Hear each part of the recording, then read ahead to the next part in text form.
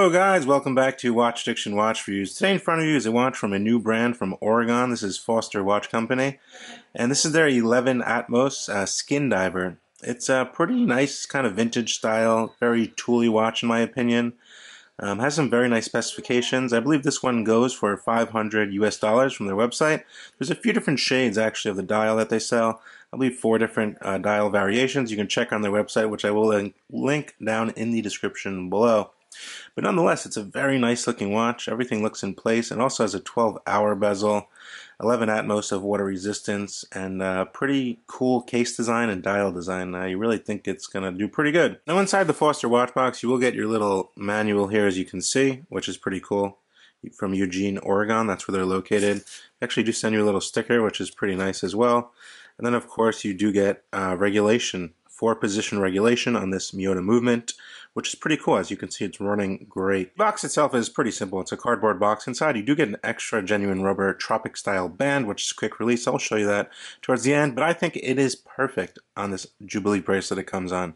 Anyway, guys, let's dig right into this one. So the watch itself is crafted of solid 316L stainless steel. It is brushed all around. I believe there's not one polished surface. You know, a kind of vintage style skin diver. Most of them were kind of brushed all around.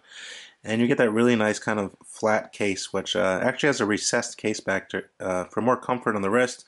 Doesn't dig into your wrist or anything like that, which is pretty nice. The watch itself, very nice dimensions for your average watch enthusiast. We're looking at 39 millimeters across, which is very nice. We're looking at a lug-to-lug of 48 millimeters and a case thickness of 12.1 millimeters, which is pretty thin. That's including the crystal. So you can put about 11.8 if you minus the crystal. Yeah, I would say that. Anyway, the watch does state on the dial, as you can see on this black dial, 11 Atmos. If you don't know what that means 110 meters of water resistance. And you can take this swimming in the pool. You should have no issues. It does have a signed screw-down crown and a screw-down case back. And I'm pretty sure they are tested to 110 meters. Now, the bezel itself is a 12-hour 48-click bezel. It's solid stainless steel, black PVD coated. It's pretty nice. You can keep 2 time zones on this watch, which is very useful. 12-hour bezels are very useful. They're easy to use. They're easy to set. And, you know, if you're traveling, of course you want to keep it to 2nd time zone if you're traveling into a different time zone, which is very useful. I really do like, and they actually did it right. This is actually, as you can see here, it goes both ways, and it's clicked, which is very nice. For example, if you want to put 2 hours ahead, for example, you're going 2 hours ahead, you just set this at 2 over here. As you can see, now it is 5:20 and then 3:20 and your home time. Very easy to use, guys. So a very nice thing, and it also does line up very nicely. The case itself has a really unique design, very kind of flat over here, then it kind of slants down. Very nice. Finishing is very good as well. Even drilled lug holes. Very good grip on this coin edge style 12-hour bezel as well, which I did notice. Yeah, we get 20 millimeter lug widths here, and as you can see, obviously they had to make a custom bracelet for this. Everything fits very nicely, and you do get quick release on the actual bracelet, which is pretty cool. But yeah, the dial actually is pretty simple, symmetrical, no date on this one. There's a no date movement inside of it.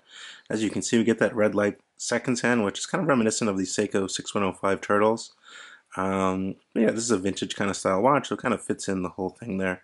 Foster printed, 11 Atmos printed, nothing else.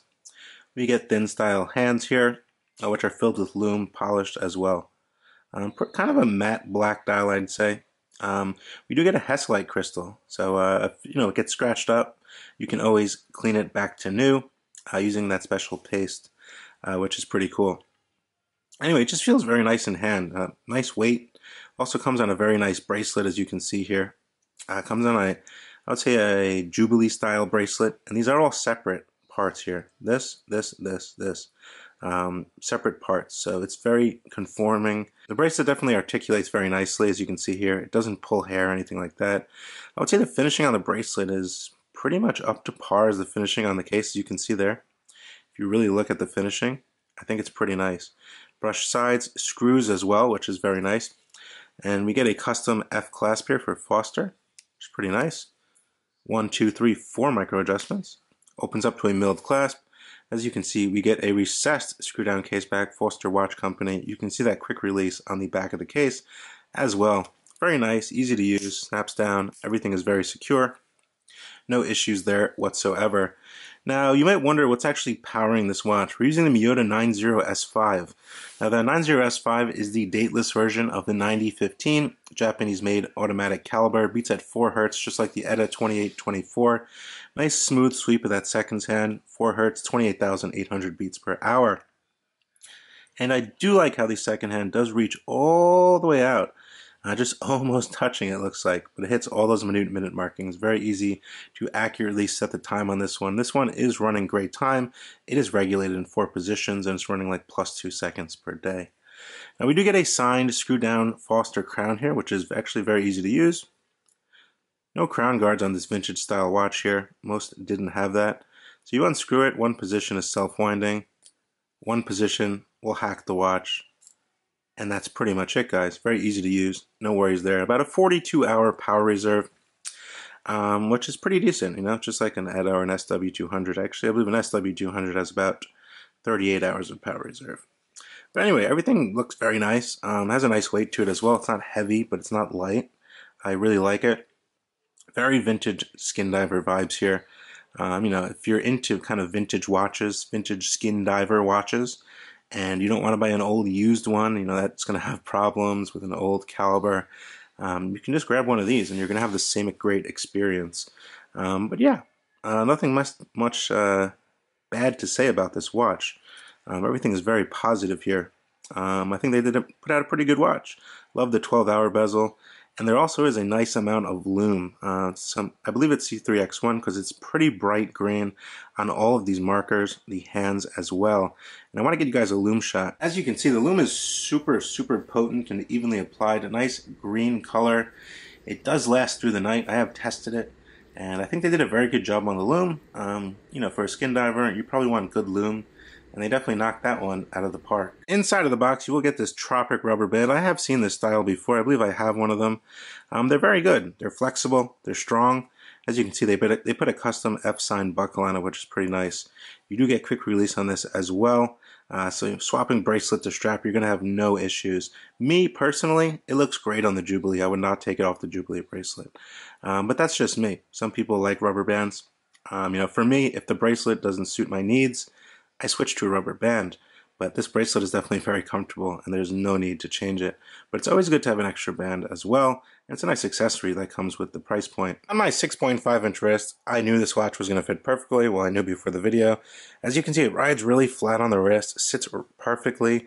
From a side profile, you get a nice little distortion there from that Hesalite.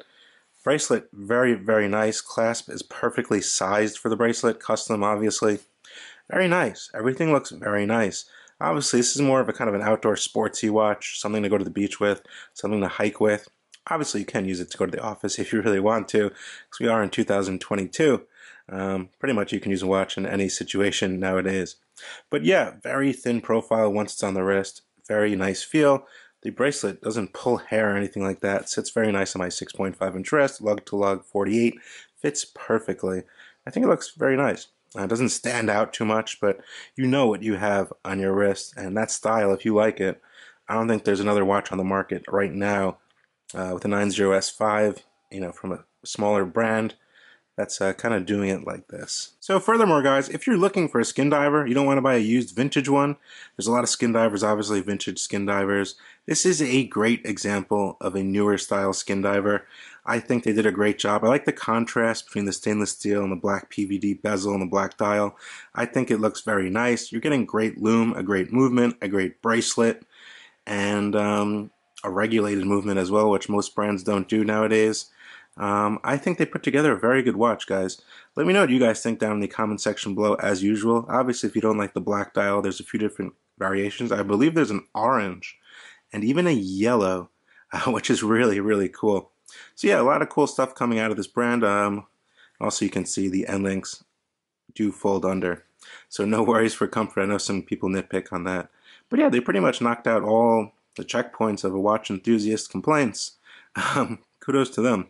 Yeah, so this is the Foster 11 Atmos. Let me know what you guys think down in the comment section below as usual. This is Watch Addiction Watch Reviews. Definitely subscribe to the channel, leave me a comment, share the video with your friends, and let me know what you think, and I will see you guys on the next one.